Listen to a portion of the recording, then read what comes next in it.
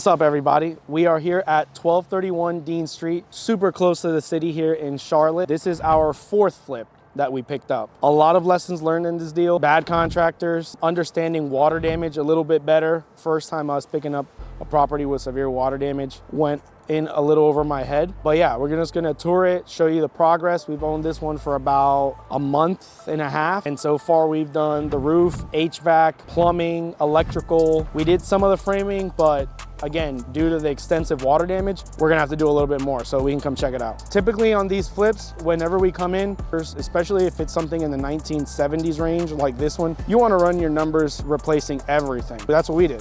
We replaced roof, HVAC, plumbing, electrical, everything is brand new. We're leaving some of the subfloor, like existing subfloor, and some of the existing drywall, which we'll show you in a minute. Oh, and the windows, we're keeping the windows, but everything else is gonna be brand spanking new.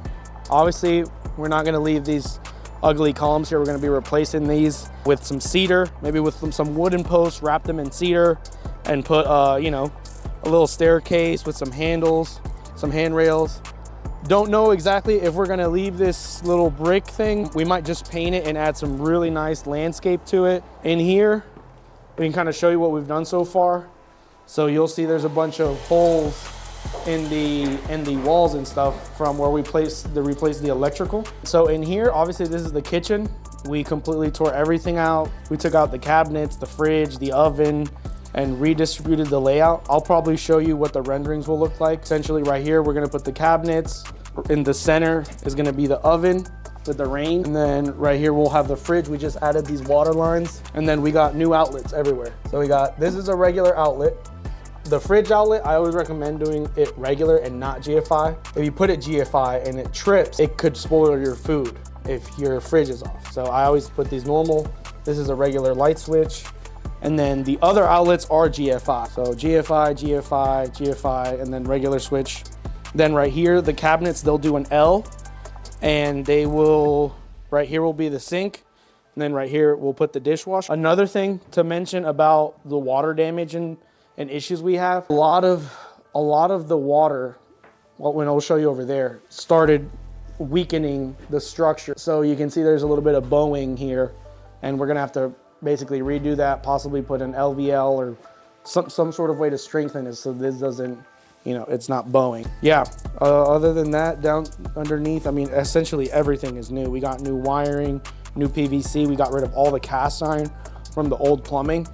Over here, this is gonna be our laundry room. It's not complete, but you know, essentially the water heater is gonna be right here, washer, and then dryer. And then we're obviously gonna drywall this in, add some light. We might just paint the brick. I like the brick feel. The water heater will be really close to this. We might put some like metal sheeting or something to cover it, make sure it looks pretty and it's functional, and paint it. Make sure this room is gonna be really nice. We're gonna put tile here, it's gonna look great. So another thing we did back here is the fence. And we installed the fence because I don't really wanna see a cemetery behind my house, and there's a really big one behind this neighborhood. So we decided to do is put a fence to go ahead and create some sort of privacy in between the people that walk the cemetery and the house. But we'll put it up here on the screen. The city, they stopped us because they said we're essentially disrupting the aesthetic and the historic neighborhood.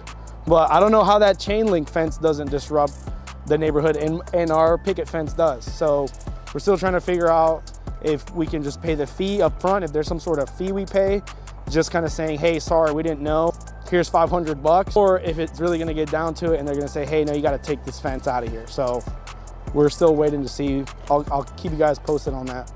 But yeah, you don't have to see the graveyard from here, and you can enjoy your backyard and have some privacy because, you know, this cemetery has a lot of foot traffic. There's a lot of, not a lot, but you know, me personally, I'd rather be kind of shut away from that, but that's just me.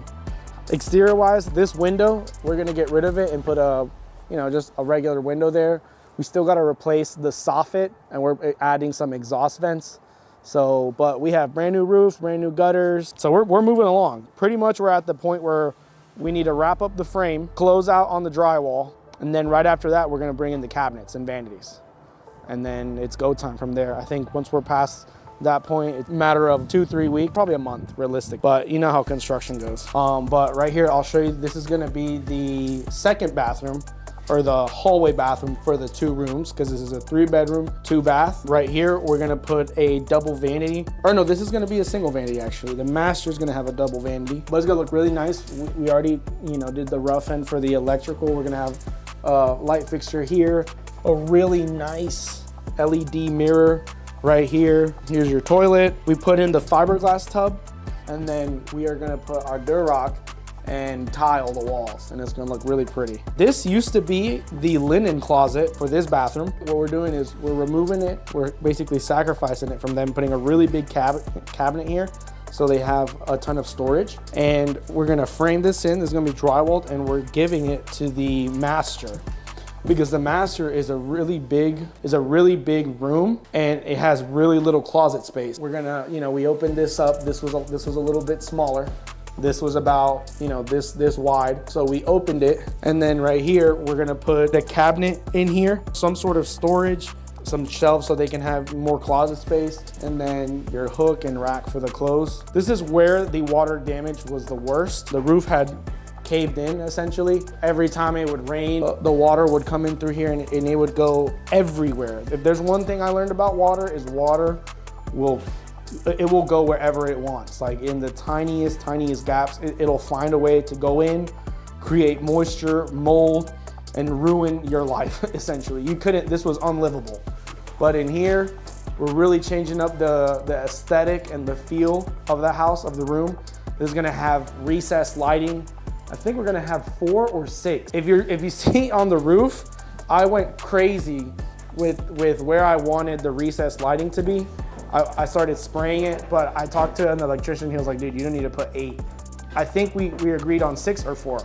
Regardless, I wanted more, and we're getting a little bit less just to save some cost, and it looks better. The master bathroom is gonna be a great addition. The previous layout was super inefficient and very just like bulky and very like 70s and 80s style. The tub, it was a tub and shower combo with a jacuzzi. So it's like, who the heck is using that anymore? So what we did is we redistributed the layout. We flipped the shower. The shower was actually on this side. Now the shower head is gonna be in here. And we added more storage and closet space for the master, and that's gonna be right here. So this is gonna be a really nice closet with shelves. It's gonna be real nice. And then right here, you're gonna have your standing shower. This is gonna be a standing shower with glass. So we're gonna have a glass door. You walk in, and the tile is gonna be ceiling high. So we're gonna tile it ceiling high, make it look big and grand. And then your toilet's gonna be right here.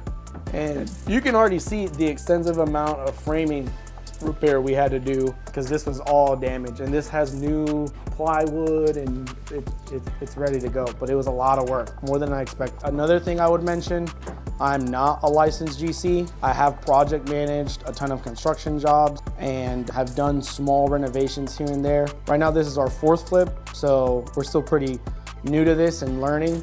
But I would say, someone in my shoes, the next time I were to pick up a flip with water damage, I'd probably want to walk the property with someone that's experienced with water damage, because it's a lot more extensive than you think it is, and there's a lot of different things you have to do.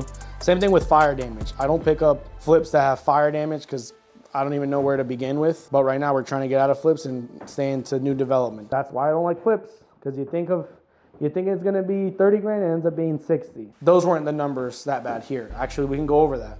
When we had originally walked the property, with our scope of work, we estimated around 60 to 75. We're currently sitting at, and I have to rebalance with the materials we just bought today, but I think we're around the 30K range, 30 to 35K range. So we're about like halfway there, and it kind of looks like it because we're at the half mark of the job, I feel. But we're gonna be super transparent about the books, the numbers. That way, people that get into this, they really know the numbers. There's not gonna be no BS numbers. We're gonna break it down as transparent as we can, so you can either get in this business or avoid it. So we'll figure that out. That's pretty much it for this house. Pretty straightforward. It doesn't need a ton of work.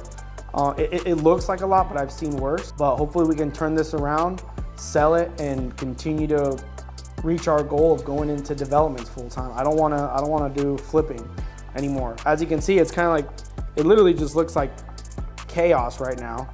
I feel like that you prevent a lot of that chaos with building. Building, you have a Lego set essentially with all the instructions, and you go in and you get out.